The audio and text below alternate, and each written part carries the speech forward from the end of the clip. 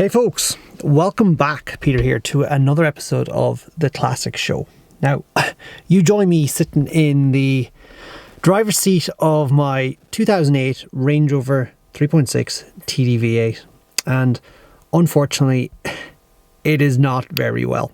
So, about a week ago, I noticed a bit of a smell of burning, but I thought, it's nothing too serious. But it turned out my rear left brake pad was stuck on. But I was like, it couldn't be because I just replaced them. But sure enough, the caliper was stuck on, rear left. So I brought it to the mechanics.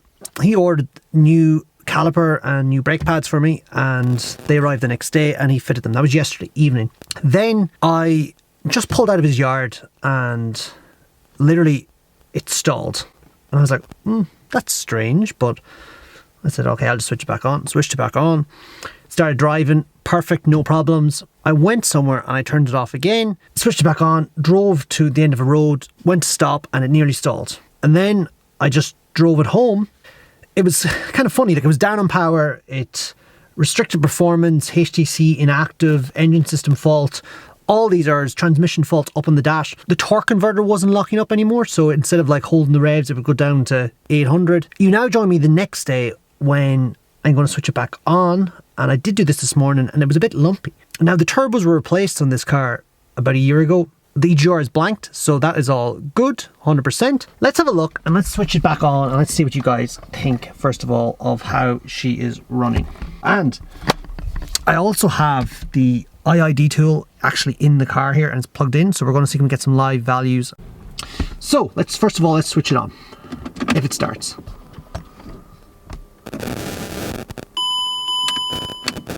There's nothing, so let's just go back.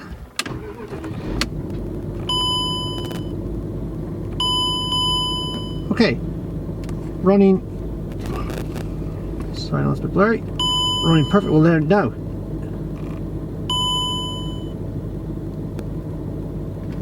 Let me try and rev. That's full revs.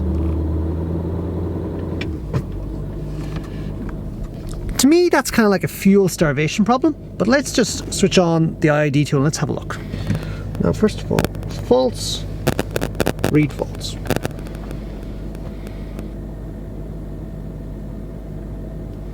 Okay, let's have a look here. Engine. So those two there are from the blanking of the EGR. The one at the top here, fuel rail pressure sensor range performance high, stays high. I think that could be something potentially related to what we're looking at. Vehicle dynamics.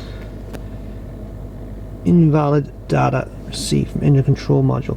So what I'm going to do is, first of all, I'm just going to clear all the faults. So that affect the car.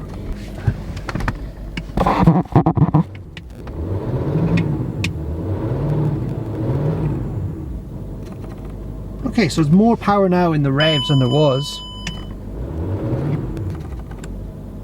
I'm going to have a look here at the live values.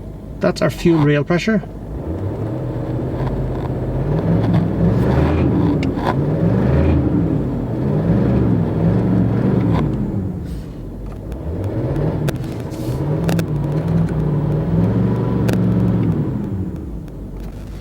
Okay folks, so I'm not really sure. It's still got air lights on, but I'm going to take it for a small drive now and let's just see how it performs.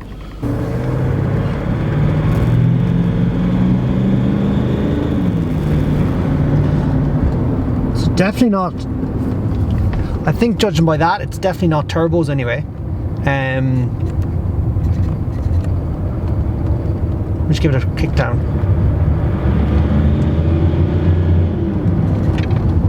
Yes, seems to be okay. So folks, that's a strange one. I switched it off, switched it back on, absolutely perfect, no errors, drove 100%. Thinking more about it and having chatted to a few people, could it be the fuel filter and could it possibly be a bad injector? It's a bit smoky in the mornings, so maybe that's why it's cold.